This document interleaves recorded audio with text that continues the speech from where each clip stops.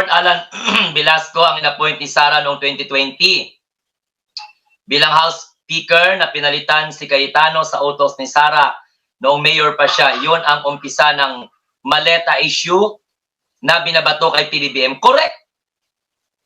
Wala man ibang nag-akusa. Kung totoosin nga, gamitin na sana ng oportunidad ng mga congressman para idiin nila ang presidente. Correct? O walang mga congressman na nagdiin.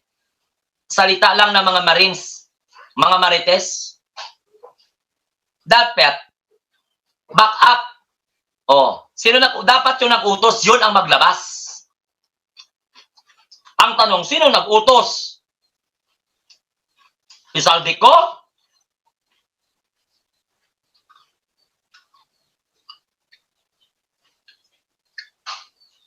Paano nila na-withdraw ang 8.5 billion?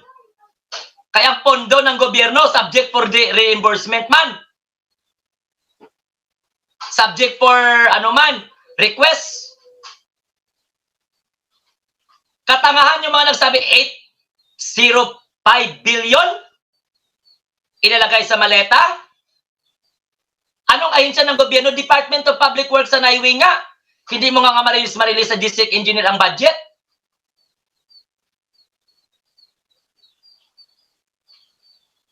Kaya lang, panahon ni Rodrigo Duterte na bisto, wala naman silang ginawa. Ngayon lang natin nalaman na pinangasino pala. Sino pa paniwalain nyo? 805 billion? Ilagay sa maleta? Saan sila nag-withdraw na bangko?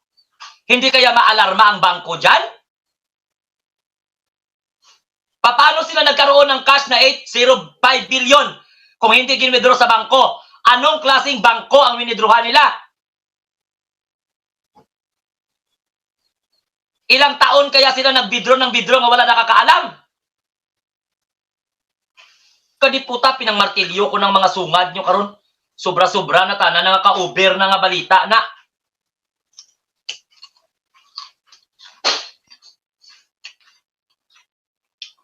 $805 billion? Withdraw? It takes 4.4 years.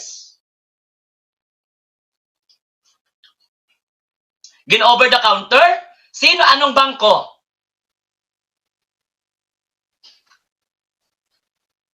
Itsugas kayo? Katangahan na tanan na kwento yung mga ganyan. Ako, hindi ko ya detective. Hindi ko ya sa ano. Well, if you are going to compute, just ko, it takes a 4.4 according to those who are really good in terms of communication. Dapat ang isang maleta, pag pare-pareho ang size, 50 million ang laman. 805 billion. Divide.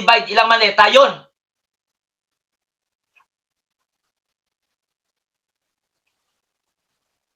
Ha? Mag-compute tayo. Ilan? Puga nga mga Duterte supporter niya eh. Hello po, Demoy P. Shout out ma'am. Lahat ng malalang korupsyon ay sa panahon ni Digong, kasama na dyan si Sara. Kaya napakayaman ni Sara at ng asawa niya. Mag-compute tayo dito. Titingnan natin. Kasya kaya to sa aking 805 billion. Ang billion ilan na?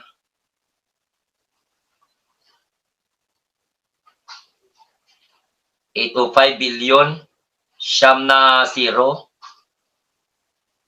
Ayan. Siyam na zero. Divide. 50 million.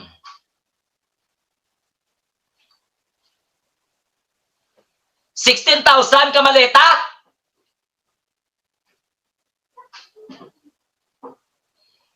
$805 billion. Bawat maleta may laman na 50 million. So, ibig sabihin, 16,100 na maleta ang diniliver. Ilang taon to sila nag-withdraw na hindi na-alarma ang bangko.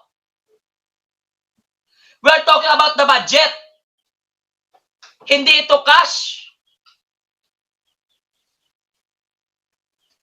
Pag magtinikal ka mo, wag nyo naman ganda, wag nyo masyadong anuhin ha. Kaya ito nga 805 billion. Bawat maleta may laman na 50 million. 805 billion divided by 50 million, 16,100 kamaleta. Paano nila kinarga yon?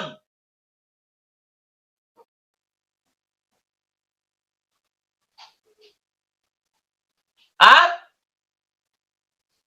Walang makakapansin pagkatapos sasabihin basura ang laman?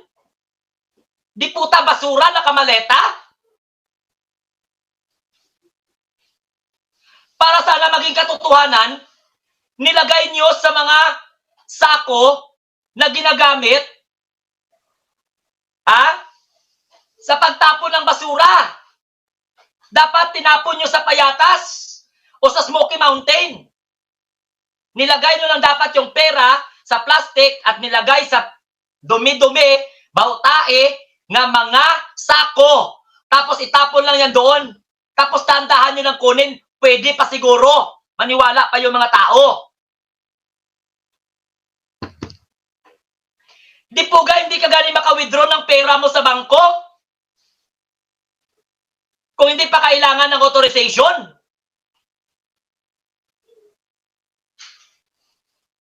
Magpadala ka lang gani sa Remitly, ilang araw pa bago pumasok sa bangko mo.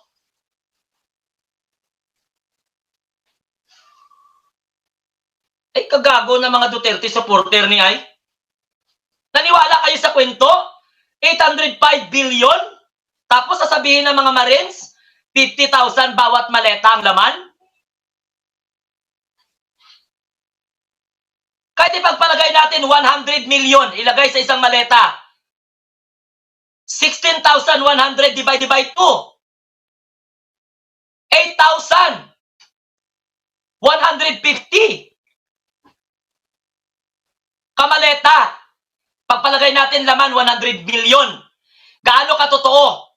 Ano kalaki? Kompleto man na para hindi ka magkamali. Kung totoong may maleta, palareho na ang size. Para isa lang ang pag-isip. Bibilangin mo ang number ng maleta, i-multiply mo. O halimbawa, bawat maleta, 50 million ang laman. 800 billion daw ang diniliver lahat-lahat. Sa loob ng 4 na taon at 4 na buwan? Bra naman tinyo. Nagulong niya ulo ko kung amo sini sa tutukulang ga init sobra-sobra ulo ko ba ga init ulo ko.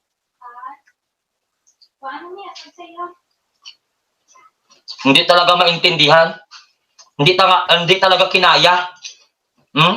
Kung 805 billion ang pinadala nila, di 785 million per day ang delivery nila.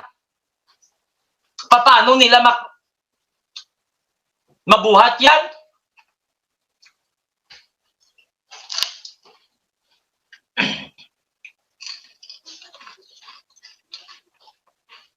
Hindi ba nakaklaro kung ilang araw nila dineliver yan?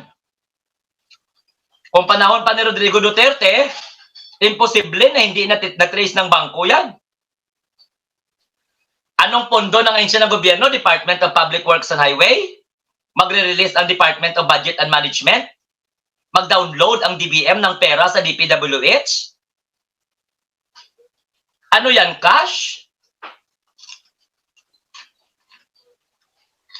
At paano ang nagawang ganyan ng sistema?